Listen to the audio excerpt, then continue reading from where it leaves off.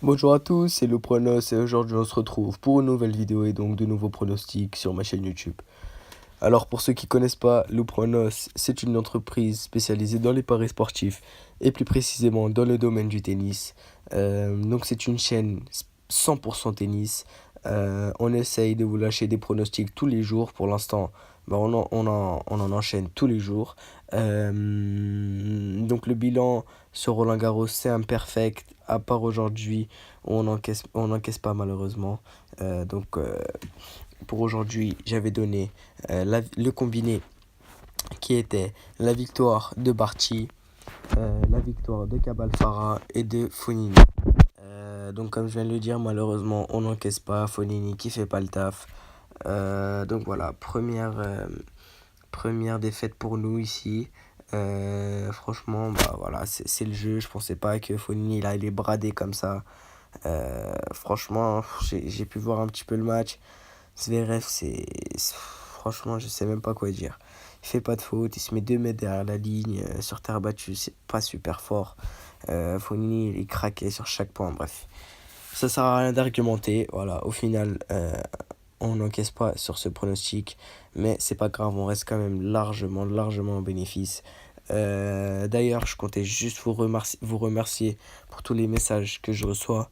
Euh, vos messages, que ce soit sur Snapchat, en commentaire sur YouTube ou même les likes, j'ai vu que c'était plus que d'habitude. Donc merci beaucoup, ça me touche vraiment.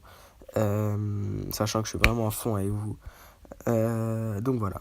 Alors, donc pour demain, pour la première fois, j'ai décidé de vous tester, de tester une nouvelle méthode, enfin entre guillemets, hein, c'est vraiment, je vais en fait donner un pronostic qui va se jouer en 2 jours. J'ai jamais fait ça, donc on va voir si ça va marcher. Donc juste avant de commencer les analyses, voilà, les matchs de demain sont assez compliqués à pronostiquer. Euh, Wawrinka Federer, bon voilà, c'est franchement, hein, sincèrement, je pense que Wawrinka il va être rôti face à Federer. Euh, donc franchement, je pense que Roger va win. Mais il a pas eu de gros matchs à faire là depuis qu'il est revenu sur Terre. Enfin, pas depuis qu'il est revenu sur Terre, mais à Roland, voilà, il n'a pas eu de gros matchs. Euh, alors que Wawrinka, voilà, ça a été très dur pour lui. Il a souffert sur le terrain avec un dernier match qui a duré plus de 5 heures. Donc voilà, je pense vraiment que Wawrinka va être rôti. Mais je me dis, on sait jamais, franchement. Et quand je commence à douter comme ça, je me dis, allez, hop, laisse tomber. On n'est pas assez. Enfin, voilà, on peut se passer d'un pronostic, c'est pas grave. Donc voilà, Wawrinka Federer, je passe, même si je vois une victoire de Federer. Ensuite, donc voilà le combiné que, que j'ai décidé de jouer et de vous donner. Donc c'est parti, on va commencer l'analyse. Franchement, pour Rafa Nishikori, petite analyse. Je pense pas que j'ai besoin de beaucoup argumenter. Vous allez tout de suite comprendre mon choix. Donc c'est parti. On va commencer par Nadal Nishikori. Alors, voilà, sans surprise, je vais pronostiquer une victoire de Nadal. Je pense que ça semble évident pour tout le monde, hein. Mais bon, je vais quand même argumenter un peu. Donc l'analyse, elle va être assez différente, hein, de toutes les autres. Là, ça va être vraiment une petite analyse assez courte où je vais argumenter et non pas donner des statistiques, etc. Donc voilà, Nadal sur terre battue mène face à Nishikori. Donc dans les face-à-face, c'est 10-2 pour Nadal. Et il n'a jamais perdu à Roland en 4 confrontations. Pardon, une confrontation à Roland, ça a été en 2013. Voilà, il a une fessée à Nishikori. Et sinon, en 4 confrontations sur terre battue, il n'a jamais perdu. Donc ensuite, Nishikori, je pense qu'il va être rôti. Il enchaîne les gros matchs. Il a énormément de temps de jeu comparé à Rafa qui a admis des trois petits sets à part contre Goffin. Il a pas passé beaucoup de temps sur le terrain. Ça va jouer énormément. Je pense qu'il va être rôti. En plus, il a fini son match aujourd'hui, Nishikori. Donc ça risque d'être super compliqué pour lui, surtout face à Rafa. Pour le battre, il faut être au max de ses capacités. Euh, donc voilà. Je pense qu'il va vraiment pas. Il va pas avoir de quoi tenir l'intensité que va lui imposer Rafa.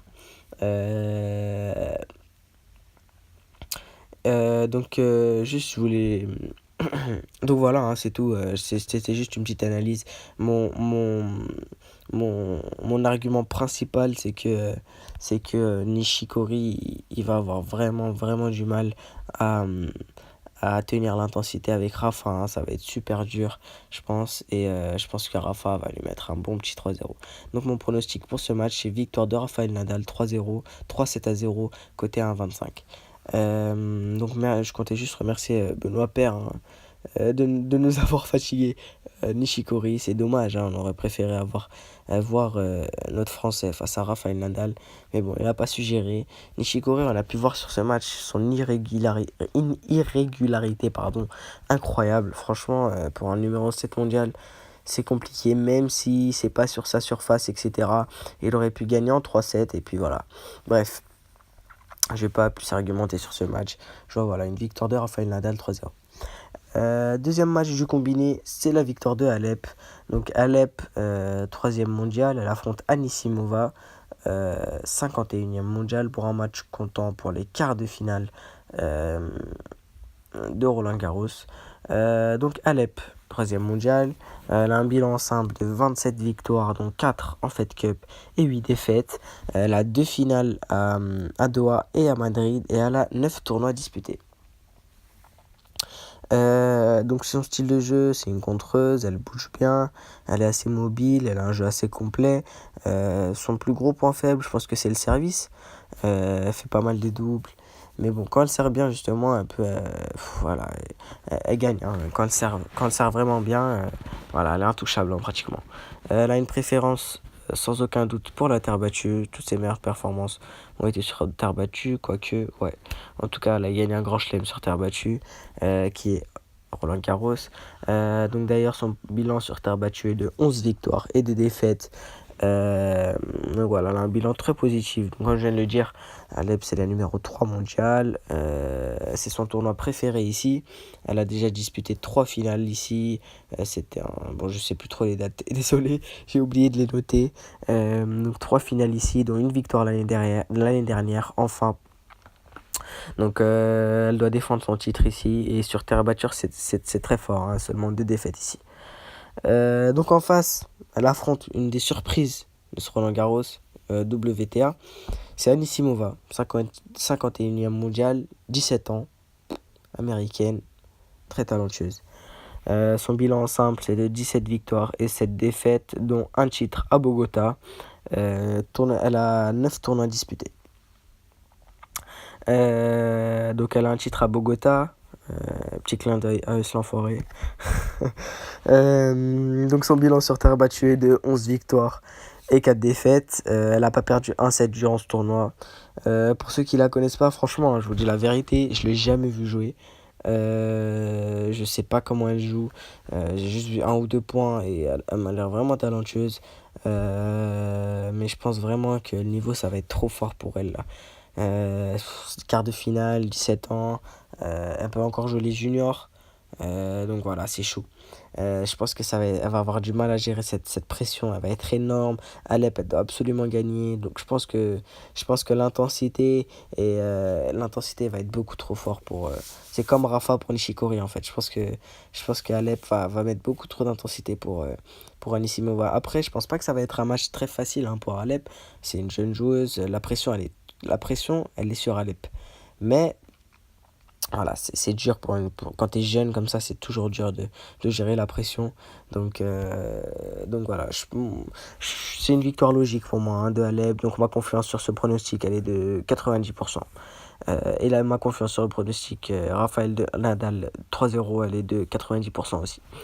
Donc voilà, je répète, mon combiné, c'est la victoire de Nadal 3-0 et de Alep. Ça nous fait un combiné coté à 1,49. Donc pour moi perso, ce sera une mise de 150 euros. À vous de voir votre mise, gérez selon votre bankroll. Si jamais vous avez des questions, n'hésitez pas à me les poser. Je réponds, que ce soit en commentaire, YouTube ou sur Snapchat. Donc voilà. Surtout les gars, abonnez-vous à la chaîne YouTube. Ça me fera super plaisir. Active la cloche des notifications pour recevoir les prochains pronostics en temps et en heure. Like la vidéo si elle t'a plu. Ça me fera aussi super plaisir. Ça me motive encore plus, les gars. Et faites tourner, faites partager les gars. Voilà. C'était Lou Pronos. Je vous souhaite une excellente soirée. Je vous aime tous et on se retrouve demain du coup pour de nouveaux pronostics. On espère que Rafa va win. On va le pousser. Et puis voilà. C'était Lou Pronos. Ciao ciao.